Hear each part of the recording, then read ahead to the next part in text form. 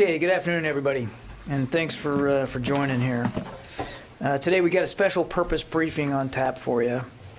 We're here to brief you on the results of the U.S. Africa Command's Army Regulation investigation and the independent review that Secretary Austin directed of the January 5th, 2020 attack on cooperative security location Manda Bay in Kenya.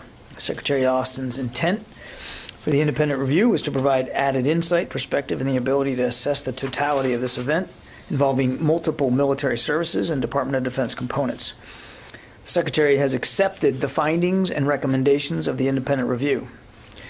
Since 2018, U.S. Air Forces Africa have been responsible for the synchronization of base support functions, including force protection at Manda Bay.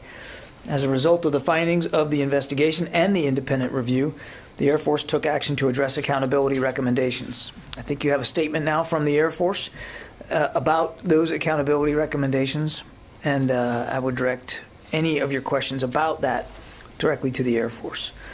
Today, we're going to start with remarks from General Stephen Townsend, Commander U.S. Africa Command, and General Paul Funk, Commander U.S. Army Training and Doctrine Command, who led the independent review.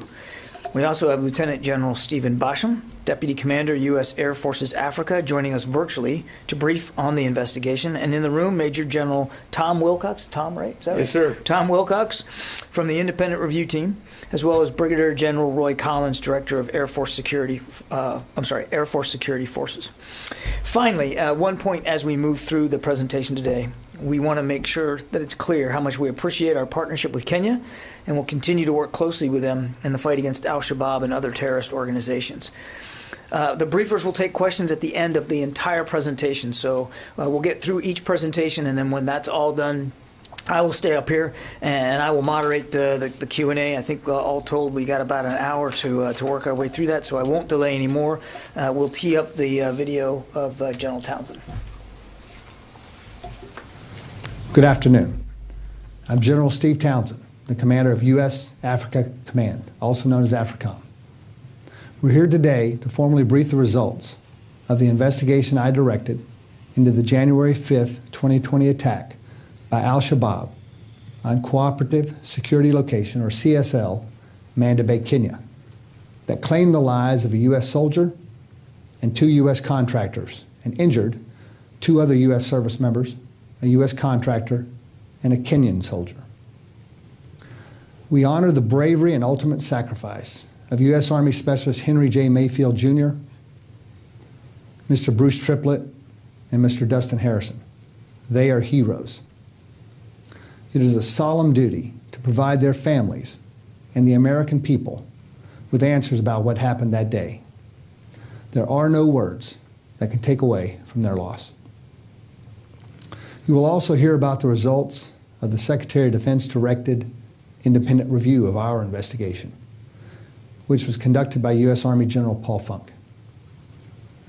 U.S. AFRICOM took our investigation seriously and has taken extensive steps since the attack to make CSL Manda Bay and all of our operating locations across Africa more secure.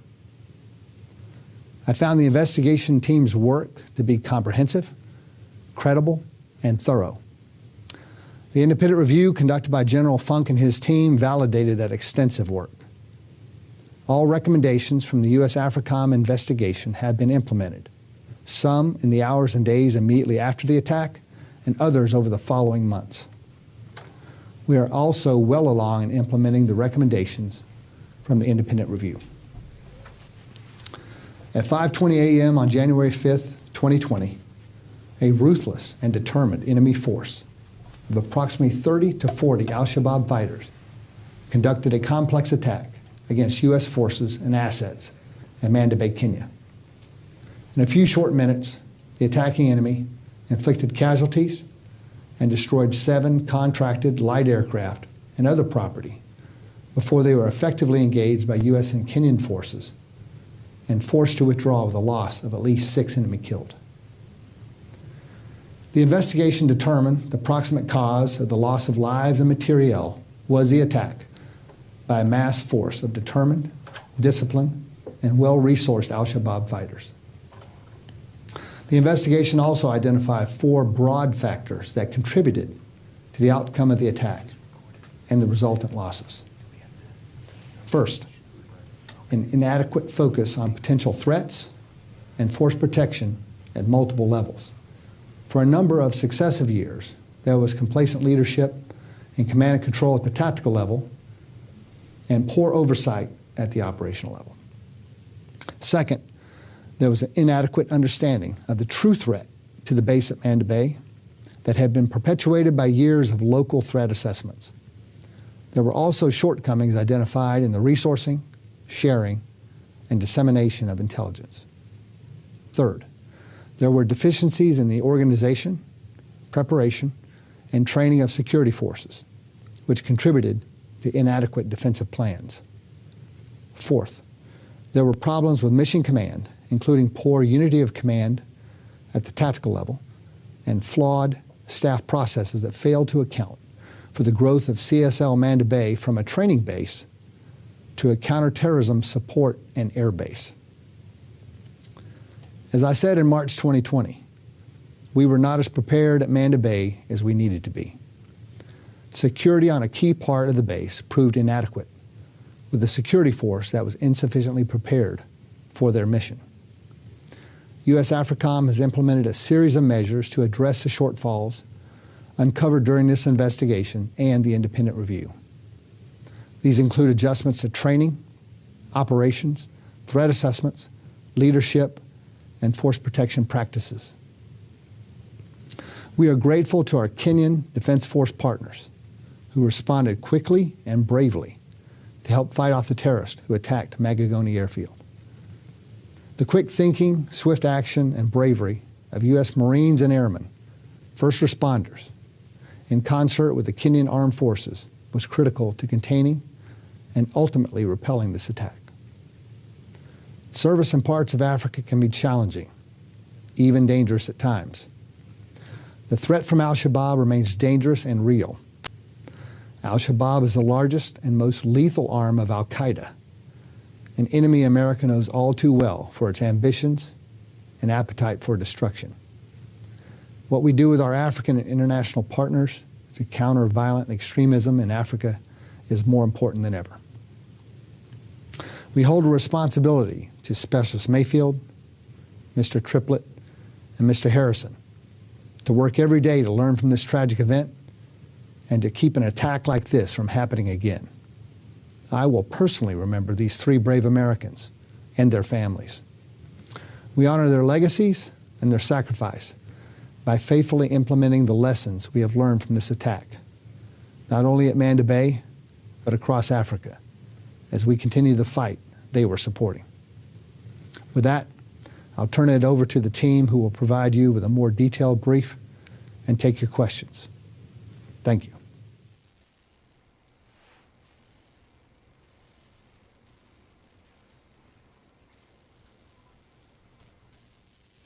Good afternoon. I'm General Paul Funk, the commander of the United States Army's Training and Doctrine Command.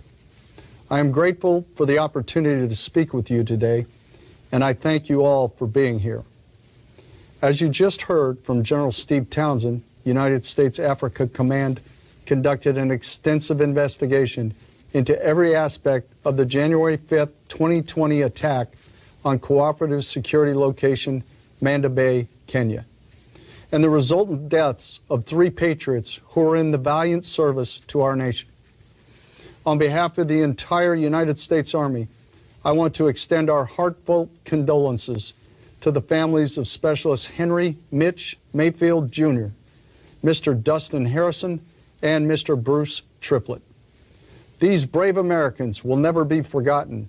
In fact, we are all here today to ensure we know what went right that day, what went wrong, and what we must learn and improve upon to ensure their deaths were not in vain. So let me talk a little bit about the process we used to do just that. In March of last year, the Secretary of Defense directed the U.S. Army appoint a 4-star general to conduct an independent review of the U.S. AFRICOM investigation to ensure the department had a complete look at the causes of the attack. The Secretary of the Army appointed me to execute that review, and I, with the support of our sister services, assembled a panel of 11 senior officers and non-commissioned officers from across the Department of the Defense with experience in deployed environments, command, force protection, training, and intelligence. Collectively, the panel had 412 years of military service, over 53 years of combat service, and approximately 107 years in command billets. Their expertise and knowledge were critical throughout the review process.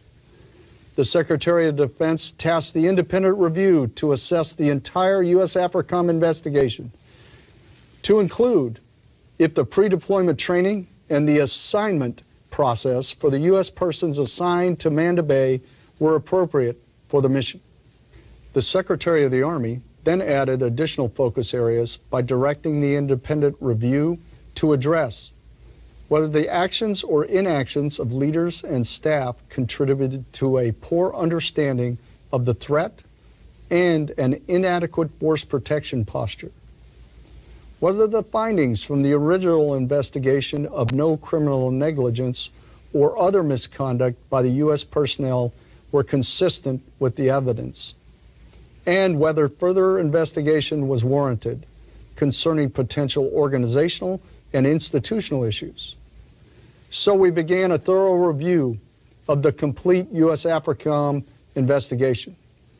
I should note my independent review benefited from a vast amount of additional information that was not available during the original investigation, such as a U.S. Air Force's Africa investigation that had already begun, documents from the Federal Bureau of Investigation and the U.S. Air Force's Office of Special Investigations, as well as multiple responses U.S. AFRICOM provided in response to our queries.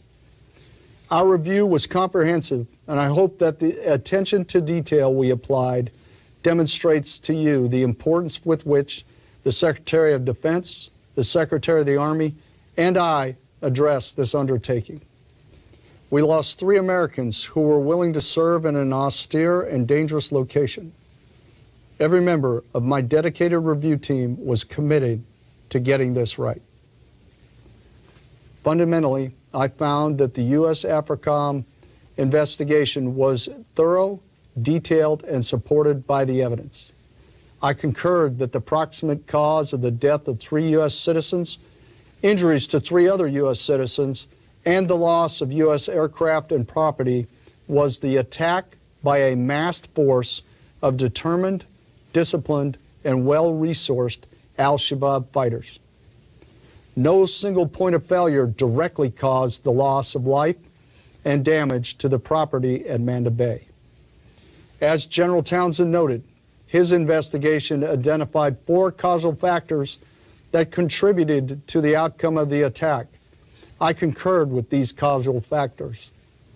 Major General Tom Wilcox, a senior member of my review team, will provide additional details about the independent review for you today.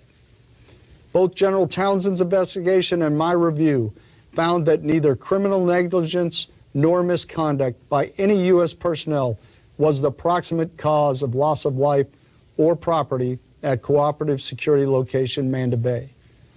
But because the charter of the independent review resulted in a more in-depth analysis of individual leader actions, I was able to identify multiple personnel whom I deemed negligent in their actions or inactions, which contributed to creating a vulnerable airfield.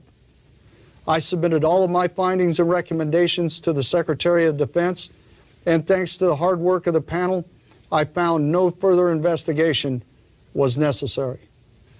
To the families of our fallen, as well as those injured in the attack, I commit to you our full accounting of the event, and I am deeply respectful of your sacrifice.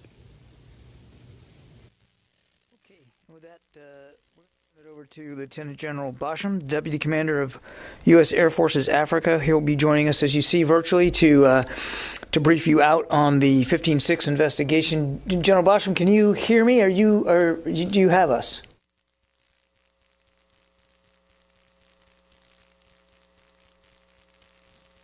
One more time, can you hear me? Now we got you, sir. All good to go. Sir, I'm going to turn it over to you now. Thank you. Good afternoon. I'm Lieutenant General Stephen Basham, the Deputy Commander of the United States Air Forces in Europe and Air Forces in Africa. I'm speaking to you from Ramstein Air Base, Germany, and representing United States Africa Command.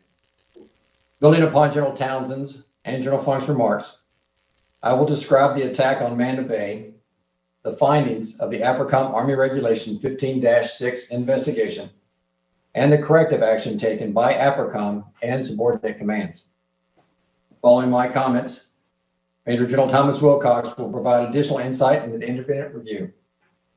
He will be followed by Brigadier General Roy Collins, who will speak to the U.S. Air Force Security Forces training.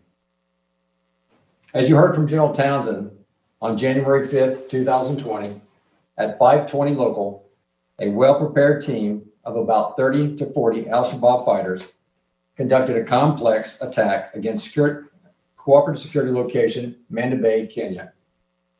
Cooperative Security Location, or CSL Manda Bay, is comprised of three main parts. The Kenyan Naval Base, Manda Bay, which encompasses U.S. Camp Simba as a base within a base, and the nearby Magagoni Airfield, located about 1 mile south of Camp Simba. That morning, al-Shabaab members conducted near simultaneous attacks at both Camp Simba, which is where U.S. forces are housed and most work, and the nearby airfield. Al-Shabaab members initially fired 10 mortar rounds at Camp Simba, which caused only slight damage to the facility and no casualties. It is assessed that the attack on Camp Simba was designed to distract personnel and delay U.S. response to the main attack location of Magagoni Airfield. At the airfield, while the attack was starting at Camp Simba, 2 U.S. service members were driving along the runway in a small truck, clearing the runway of animals and other hazards to allow a King Air B-350 aircraft to depart safely.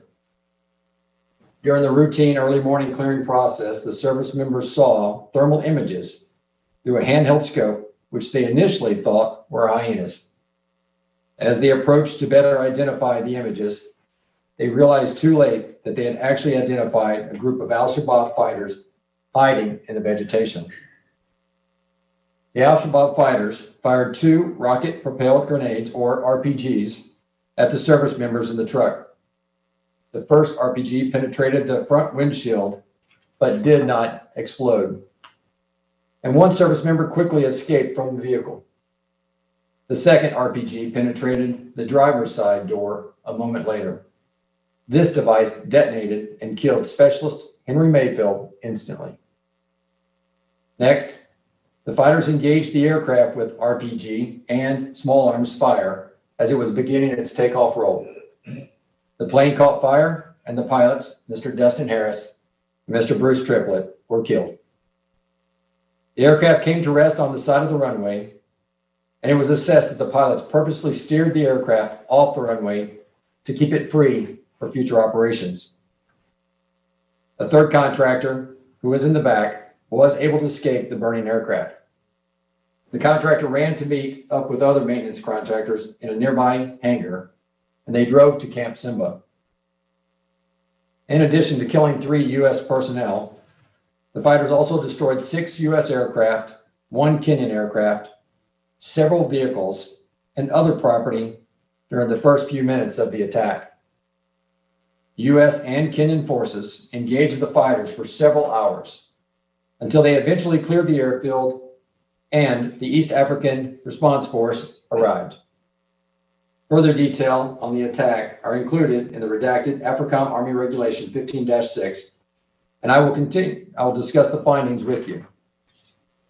But before I move to the findings, I want to emphasize the importance and bravery of the Kenyan Defense Force personnel through the events of January 5, 2020. Kenyan forces engaged al-Shabaab both side by side with U.S. personnel and independently. A Kenyan helicopter provided close air support to suppress al-Shabaab fighters, and a separate Kenyan helicopter transported a wounded member to a civilian airport for evacuation. Without question, the swift, skillful, and courageous response of the Kenyan Defense Force saved many lives that day. We are grateful for their strong relationship we have with these partners in Kenya, and especially for the bravery and skill they demonstrated that day. Now to the findings. The AFRICOM investigation found that the proximate cause of death, injury, and property damage was the attack itself by a masked force of determined, disciplined, and well-resourced al-Shabaab fighters. No one act or omission by U.S. personnel would have avoided the attack. However, the investigation also identified 4 causal factors which contributed to the outcome of the attack. These findings are bent into 4 main categories: inadequate force protection focus, inadequate understanding of the threat, inadequate security force preparation, and problems with mission command. Following the attack, AFRICOM directed subordinate component commands to implement the following corrective actions at all locations on the continent, not just Manda Bay. Prioritize physical defense improvements. Conduct more frequent leadership visits and security inspections. Enhance intelligence sharing. Increase the size of security forces and adapt their focus and capability according to the threat at the location. Include defensive plans in pre-deployment training. Ensure clear command and control relationships, especially regarding force protection, and employ mobile surgical teams. Specific to Manda Bay, the improvements include clearing vegetation around Magogoni Airfield to improve fields of observation, establish 360-degree defense at the airfield, improving defenses, fighting positions, and indirect fire protection at Camp Simba, increasing Kenyan participation in security operations, increasing frequency and range of patrols, and improving communications, function, and capability of the Base Defense Operations Center. We continue to mourn the loss of Specialist Henry Mitch Mayfield, Mr. Dustin Harrison, and Mr. Bruce Triplett. Their memory remains strong and in the forefront of our minds as we continue to enhance security at Manda Bay and across the continent. These tragic losses served as a catalyst for significant improvement to force protection, intelligence sharing, security force preparation, and mission command for U.S. forces across Africa. As we counter ongoing threats from violent extremist organizations, these improvements will better protect our service members. This concludes my remarks. I will now turn the podium over to Major General Wilcox. Good afternoon, and thank you for being here today. I'm Major General Tom Wilcox, and I was appointed, along with other officers and non-commissioned officers from across the services, to assist General Funk with an independent review of U.S. Africa Command's investigation into the attack at Cooperative Security Location Manda Bay. I appreciate the opportunity to be chosen to assist General Funk in his efforts and to be here today to share with you the key findings and recommendations from his independent review. I should note that before the independent review was directed, I was appointed to investigate aspects of the attack at Manda Bay by AFRICOM's Air Component Commander. That investigation was stopped when the independent review began, but not before I was able to walk the ground at Manda Bay, which definitely helped us during the review. The independent review first focused on understanding the facts, findings, exhibits, and supporting documents included in the original investigation. After exhaustive efforts by the independent review team, we concurred with the investigation on every significant issue. However, as General Funk explained, we benefited from a great amount of additional information not available at the time AFRICOM conducted its investigation. And we were able to expand on the 4 broad categories identified in the original investigation. That contributed to the outcome of the attack. Some highlights include for force protection. The independent review found that there was an unacceptably long processing time for the planning, approval, and execution of force protection projects. The review recommended that more frequent reviews and rehearsals of force protection measures and base defense plans occur, and that higher headquarters increase their oversight of force protection issues. Looking at intelligence resourcing and structuring, the independent review found that there was not a comprehensive analysis of threat information for Manda Bay, and that insufficient resourcing and sharing of intelligence was an issue. This led to a recommendation that a holistic review of the intelligence architecture be conducted to ensure appropriate intelligence staffing, resourcing, and sharing of threat information. On security forces preparation and training, pre-deployment training, collective training, and overall readiness were found to be insufficient, as was the tactical response of the security forces personnel at Manda Bay, which leads back to some into that intelligence piece that I talked about, getting the threat right. The review recommended restructuring pre-deployment training and certification to take advantage of collective training, rehearsals, and in-theater training. Then for mission command, it was found that flawed operational processes and inadequate command and control at the tactical level contributed to the outcome of the attack.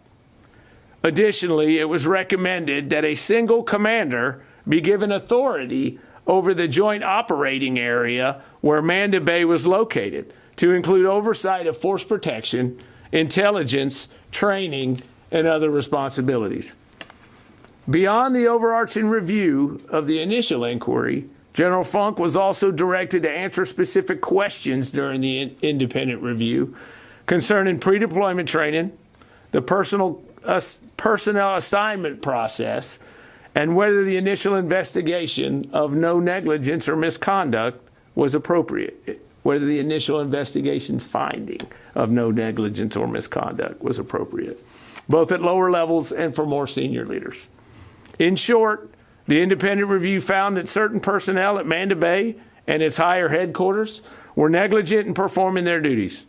The review also found that certain senior officers contributed to the inadequate force protection posture at Manda Bay and, to some extent, allowed a climate of complacency and poor understanding of the threat.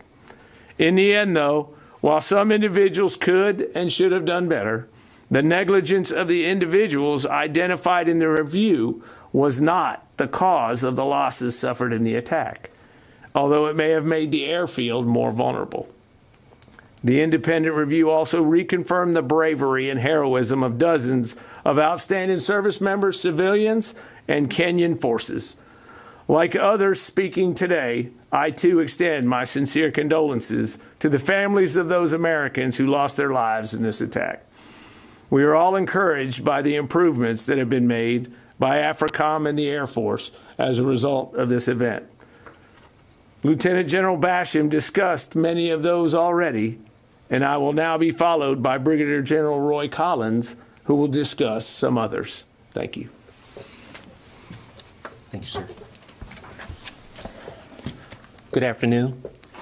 I'm Brigadier General Roy Collins, Air Force Director of Security Forces. The Department of Defense investigation findings from the 5 January 2020 attack at Cooperative Security Location Manda Bay drove the need for enhanced security forces training scenarios and a modification of pre-deployment preparation in order to support U.S. AFRICOM's current force protection threat. Based on the tactical training deficiencies identified in the investigation, our Regional Training Center developed a robust mission-focused rehearsal training course designed to close the gaps identified with collective training, team cohesion and leadership, core skill training, rehearsals, battle drills, and mission preparation. Additionally, the need existed to develop tailored, complex attack scenarios informed by real-world threat information to ensure a relevant, hard, and realistic training environment existed for our defenders. Prior to the rehearsal training course completion, aggregated security forces members must complete a culminating capstone field training event to ensure deploying forces are mission ready. The rehearsal training course greatly exceeds the previous pre-deployment courses and focuses on providing the base defense mindset and force protection posture needed to operate in a hostile environment, while at the same time ensuring the highest level of protection for our personnel and our resources, no matter where they are planted. The updated rehearsal training course was implemented in fall of 2020, and all follow-on forces into the U.S. AFRICOM AOR are now receiving this training. Following the establishment and the execution of this course, as a member of a joint team, we conducted an on-the-ground assessment of the deployed forces within the U.S. AFRICOM AOR to validate the training met the force protection required standards. In closing, the response to the findings generated a Security Forces enterprise-wide review that ensured pre-deployment training was revamped, collective training was being conducted prior to deployment and in theater, and ensured training and preparation is tailored to the deployed location's threat. I will now turn the floor over to Lieutenant General Basham.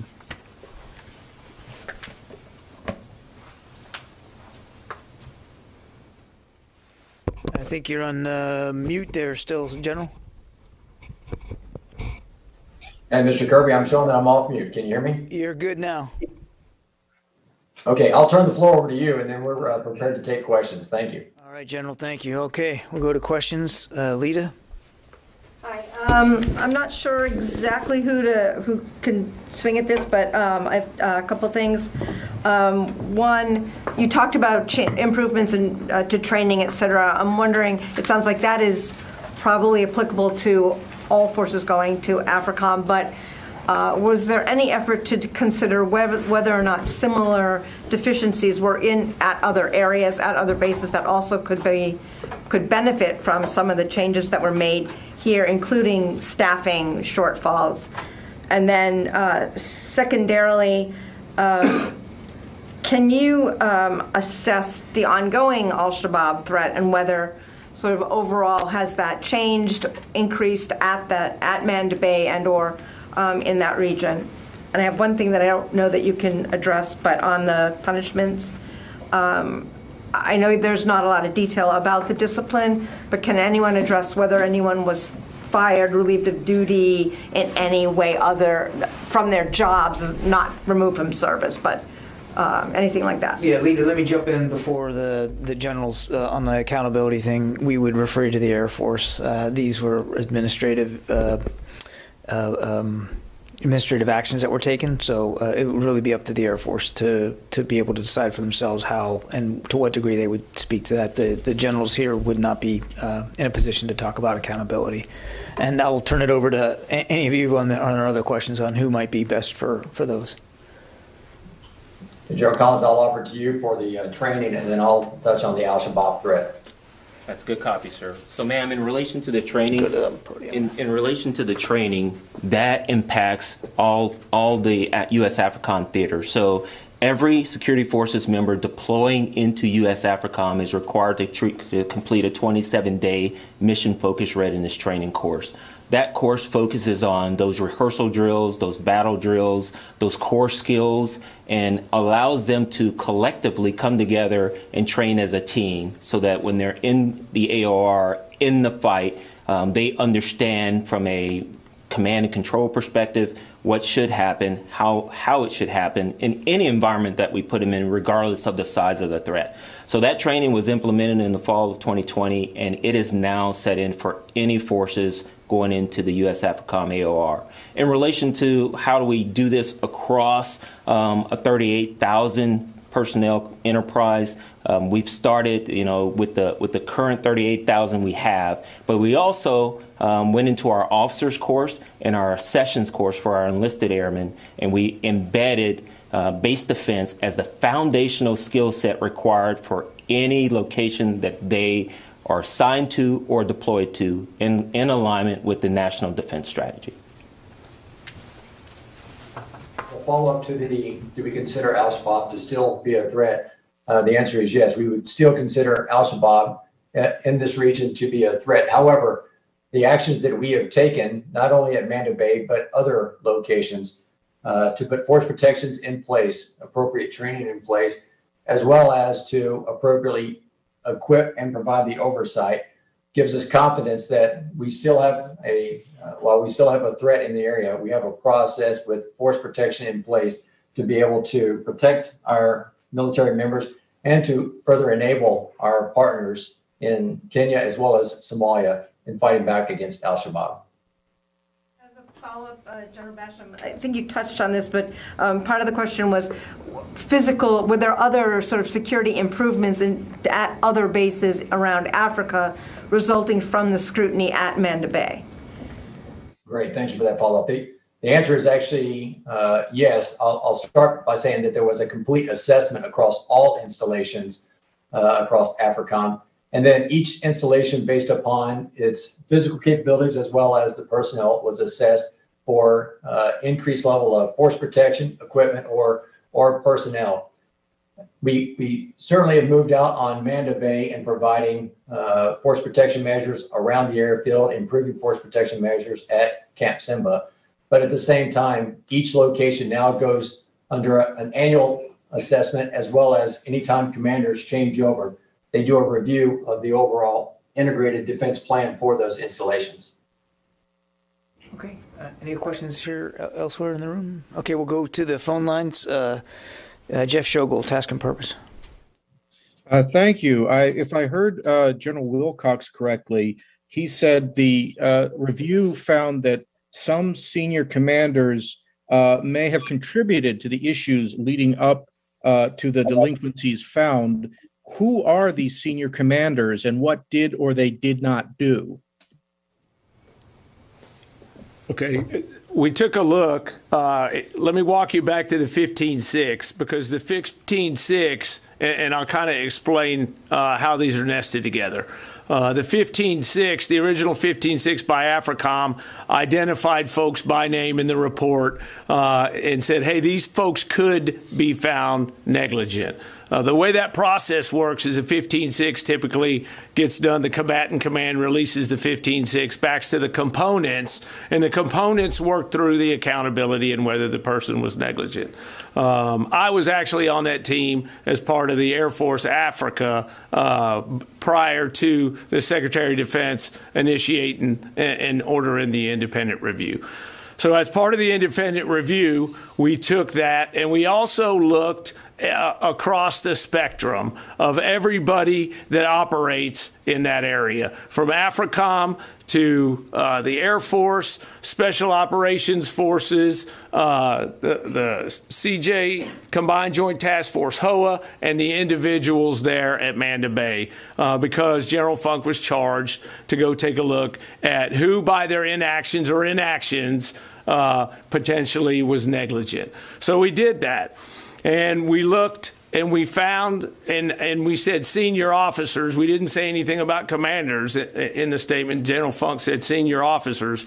He found some senior officers at the level above Manda Bay, and recommended negligence on those officers, basically because of the insufficient oversight that they had or provided, their inaction on that oversight for force protection, intelligence, etc. at Manda Bay.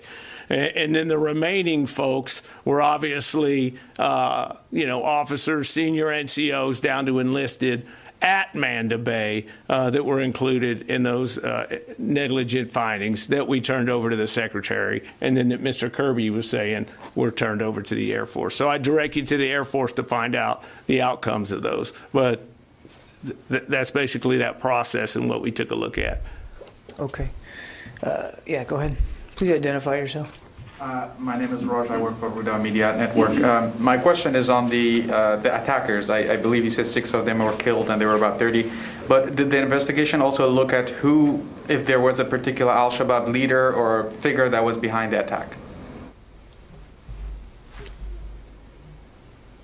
Offer that following the attack, there was a process to go through to see if we could find out who was behind the attack. During 2020, there were upwards of 50 attacks on al-Shabaab, and in 2021, upwards of 10 attacks on al-Shabaab. I can say that from talking with General Townsend that we would assess that at least one individual that was connected to al-Shabaab was in one of those attacks. But as far as any additional information or intelligence as to what has been done to locate individuals that were specifically involved and maybe even on the airfield, no additional information at this time. Okay, we'll go to Kasim on the phone there. Hi, John. Thank you very much. My question is covered. I will defer my chance for the next briefing. Thank you. All right. No more questions in the room? Okay, gentlemen, thank you very much for a really thoughtful and comprehensive presentation. We really appreciate your time. And General Basham, thanks for joining us virtually. Again, we appreciate that. This concludes the briefing for today. And again, for any other questions regarding accountability, please refer those to the Air Force. Thank you. Thank you, sir.